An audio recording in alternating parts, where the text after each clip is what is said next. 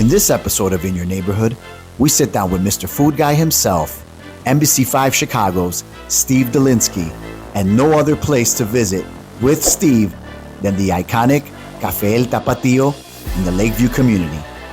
This year, El Tapatio celebrates 50 years of serving the community with authentic Mexican food that over time, it has only gotten better. Started by Joe and Julie Parra in 1974, they came to the United States with a dream to serve the Chicagoland community with the food they very much love. Amazing. Good. Amazing. Thank you so much. Who were to think that 50 years later, that dream is still very much alive today?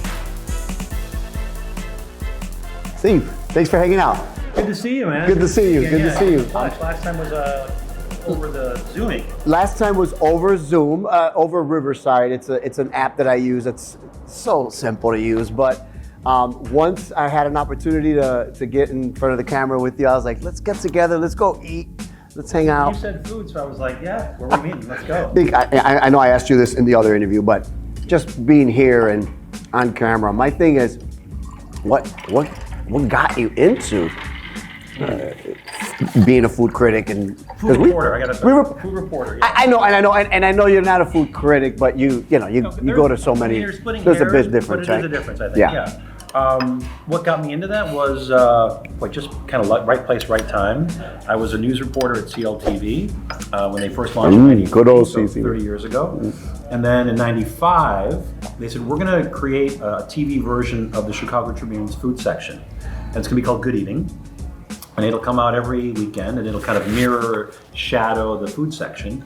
And they were looking for volunteers to work on this show. And I said, I'm a news reporter, kind of dissatisfied with my job and my career.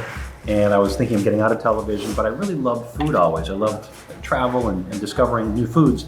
So I became the producer of that show in 95. And then a year later, took over as the host, because the host took a job in another market somewhere. So that became my focus, was food in 95. And so I've been covering food for 28 years. But honestly, the learning never ends. It's not like I feel like, okay, now I know everything there is to know about X food. Right.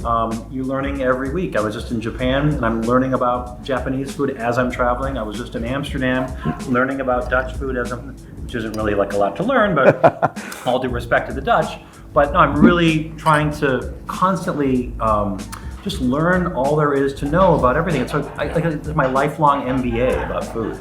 Tell me about the Pizza Fest. I know that was a big deal last time we talked about. You were preparing for that. Yeah, so we did our second one in Chicago at the end of August. Weather was fantastic. We had a lot of people show up. We had a challenging day one because we had a power generator that wasn't working for the first 2 hours. We had some line management issues. We had space issues. It was our first time at Salt Shed.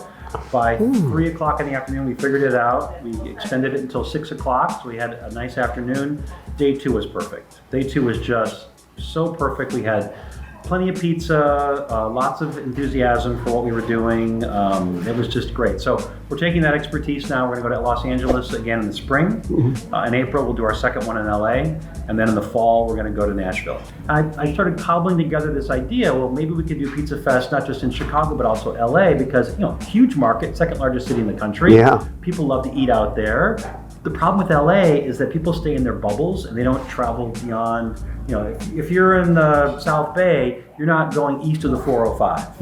And you don't really discover anything, in Arcadia or Pasadena or Glendale. And so I'm the guy who comes to town and I'm happy to drive 30, 40 minutes for a pizza, right? So an hour. Right, and I started figuring this out, like we could really put this together. So from Santa Barbara down to San Diego, big stretch of LA, or the LA region, and we put together 40 pizzerias over 2 days, and people, again, thought I was crazy, but once they saw what we did over 2 days at LA Live, we're like, okay, this is a legit pizza festival. Why do you think there's not much food coverage in a city that's known for so many good restaurants? So frustrating. I don't know. I mean, it's really beyond me. I know that the struggles for media outlets are, advertising. Advertising's dropped. People are looking at TikTok now for their recommendations. They're looking at, they're looking at social media for recommendations. They're not watching television. I'm not going to delude myself. I know that ratings have dropped across the board for everybody, not just in Chicago. It's getting to be much tougher to keep eyeballs. But Why wouldn't someone with the cover... consistency of the scrolling and then everything after one another, and it's tough. But it's very competitive. It's tough. It's it's hard to. How do you? I see a lot of journalists now doing Substacks. what does that mean? Like a subscription service. So you subscribe. Maybe you pay them a couple of bucks a month, and you get their exclusive content. If they're reviewing restaurants or they're covering stories about food. They're basically writing for this very specific audience, and that's decided to subscribe to them, to pay for them. Like the stuff that I do for NBC, it's broadcast, so we cast the widest net possible, and you can get that content for free. Oh wow! Look at this! Look at this! Ooh, what do we have here? We have a smoke show. Beautiful. Oh, sí, por favor. Yeah. That is so 1992 over there with the fajitas. I don't see those very often. That's great. Yeah. You look at it and order the hamburger fries and the Coke. Right. So what is your favorite food, though, out of all? And I know it's hard to answer that question, right? It's an easy one, actually. It's Korean food. What? Really? About your favorite food, it must be pizza because you've written about pizza. Pizza's not my favorite. Pizza is a little limiting. I mean, there's the acidity, there's the funkiness and fermentation, there's rice cakes, there's gochugaru, there's a sort of dried chili, there's gochujang, which is a form of chili paste. There's vegetables, a little bit of beef. Beef is always an accent, not the main course thing. I just think I'm fascinated by Korean food. I don't know why. I think it's the vegetable side dishes, the banchan. That to me is more interesting. Steve, I appreciate you taking the time to sit with me today and have some lunch and hang out with us.